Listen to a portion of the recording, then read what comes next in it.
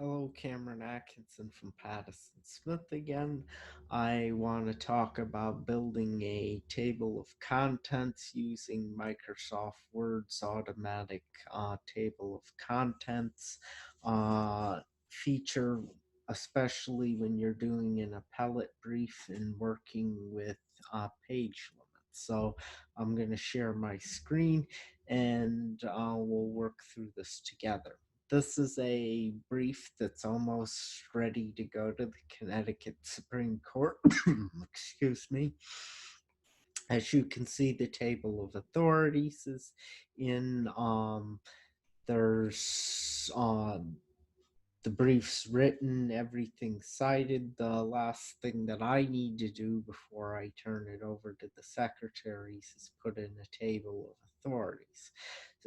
Put in a table of contents, sorry. As you can see, I've already done quite a bit of the work, and I'm just going to demonstrate the basics before I finish up. So each section comes with a header. In this case, we're looking at the table of authorities, and the table of authorities header is table of authorities. So the fundamental principle, and we're going to start here because it's simple, is you're going to highlight whatever the header is of that section, and you're going to right click on it. And right clicking is going to open up a drop down menu, and then you're going to go to where it says paragraph, which is in the middle, and you click on that. That opens this up. Now I'm going to change something just for purposes of illustration. As you can see, I changed the setting that says outline level back to body text. To get the table of contents feature to recognize what entry should be in the table of contents, you need to specify an outline level. So because this is the top header, or the top header for the table of authorities, etc., I'm going to simply indicate, I'm going to open this up. I'm going to click level 1, and that's my outline level. And that will give me a heading 1 in the table of contents, as we'll see. So I'm going to scroll down to the argument section now, and I'm just going to illustrate what I did so that you can get a better look at how these levels work.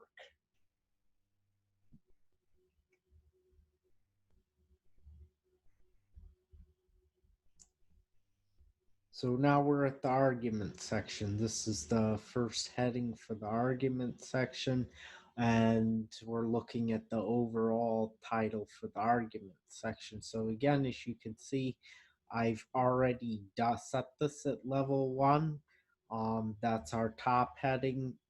At the introduction, the statement of facts, whatever's the newest section you're getting to, the conclusion, it should be a level 1 heading. Okay, here's my first point under level 2. Under my level 1 heading, it's the first point of the argument for this brief. I'm gonna do what I told you above. I'm gonna highlight it. I'm gonna right click it. I'm gonna click the drop down menu opens up. I'm gonna click the paragraph symbol. That opens it up. I'm going to set this till I'm gonna go to outline level. I'm gonna open up the drop down menu, and I'm gonna set it as a level 2 heading. Then I click OK. It's a level 2 heading. For A, I'm going to highlight it again. I'm going to right click. I'm going to go down to where it says paragraph. I'm going to open that up. I'm going to go to outline level. I'm going to open that up, and I'm going to make that a level 3 heading. I close this, And then I'm going to find one more for you, where I actually had to create a level 4 heading. So right here you can see I have to create a level 4 heading. The procedure's the same. You highlight it, you right click, you go down the drop down menu to where it says paragraph. You go to outline level, you open that up, you select level 4 heading, and then you click OK. Now I'm going to go back up to the top quick, and I'm going to show you how to insert the table of contents. So on the top, you can see I'm in the Home tab. I'm going to switch to the References tab, which is the fourth one from the left. So I click on References. On the first option on the left, I have the Table of Contents section. I'm going to open the drop-down menu Table of Contents, and that should give me some options. And primarily for writing legal briefs like this, I use Automatic Table 2, which gives you 3 levels of heading. So I select Automatic Table of 2. And one moment, you can see that I have the cursor set, or the where I could be typing. I have it set where I want the tables to populate. I'm going to click Automatic Table 2. It inserts for me where I had it, and then I just have to change the fonts.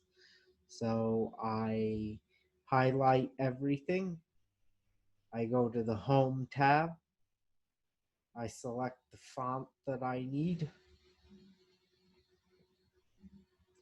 I set everything to double space. I remove the space between the paragraphs.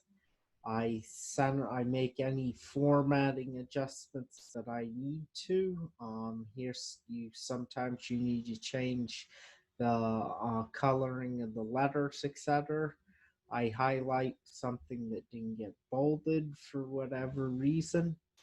I look it over. It looks good to me.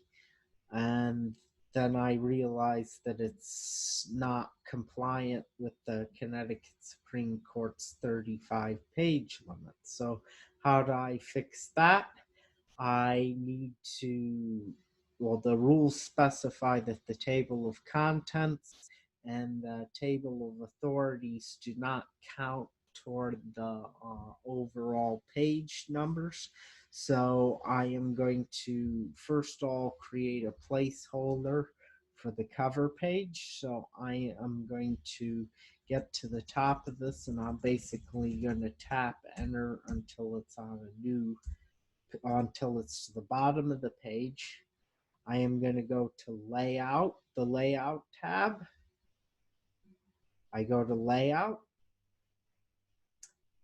I click to an empty space.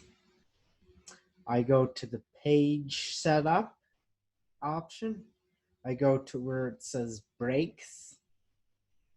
I open up Breaks. I go down to Section Breaks, and I want the section break to start on the next page. So I select that. It drops me down as necessary. I need to move that up, so I go back to the Home tab. I go to the paragraph section, and I open up the option to see the metadata. It shows me I have room that I need to get rid of. I highlight that. That brings it up to the spacing that I need. I have everything that I need from there, so I unhighlight the metadata, but I don't want the cover page holder. I don't want the cover page holder numbered. So I have to somehow unlink that so that the numbering starts on this particular page, and you can sort of see that it already has, but I'm going to show you how that's done. So I'm going to click in the I'm going to double click on the page number in the footer here at the bottom of the screen. It automatically switches my tab so that I'm no longer in the home tab. It gets me to the header and footer tab. To insert my page number, I'm going to go to header and footer, the first option on the left. I'm going to open it up depending on where I want the number to be, and I'm going to select my number. But to keep it from linking to a previous section, like I do not want the numbers to be the same or even the headers and footers to be the same between this section and this section, I'm going to go to the top here in the middle option.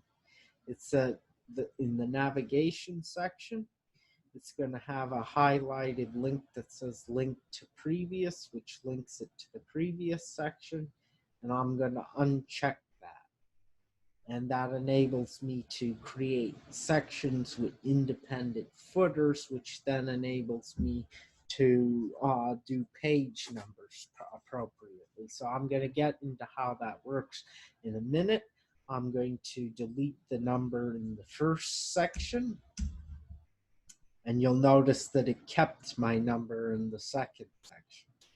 So I need to go down because I know table of contents and table of authorities do not count toward the page limit. So I need some way to indicate to the court that I'm compliant with the page limit in the table of contents. So I need to number the pages that have the table of contents and the table of authorities with a different numbering convention so that they're sure that that the compliance standards are met. So I'm going to go down to the end of table of authorities. I'm going to go to the nature of proceedings, which is my first section. I'm going to bump it up a tad. I'm going to go to the layout tab again. I'm going to click layout. I'm going to go to the page setup section. I'm going to go to breaks. I'm going to open up breaks. I'm going to go down to section breaks. I'm going to select the section break that will start one on the next page. That immediately bumps it to the next page. I return to the home tab. I open up the thing that shows me the metadata under the paragraph section. I see that I have space that I need to get rid of here. I highlight that. I delete it. That gets me where I need to go there. I get rid of the metadata by going back up to the paragraph section and clicking the appropriate symbol. I then know that I need a different numbering convention, which you can see it's already started here. I double click that. I'm going to unlink it from the previous one as I previously showed you. So that unlinks it. Now these sections are independent. I go back to the section where I need different numbering, which is the table of contents and the table of authorities. So I go to the top, I highlight the page number in the footer, and I right click it. And it opens up a drop down menu. I go to the drop down menu option that says edit field. Or no, sorry, it doesn't go edit field. I go to the one that says format page numbers, sorry. So it's format page numbers, the second one from the bottom, folks. I click that. It opens up a dialog box. I go to the number format.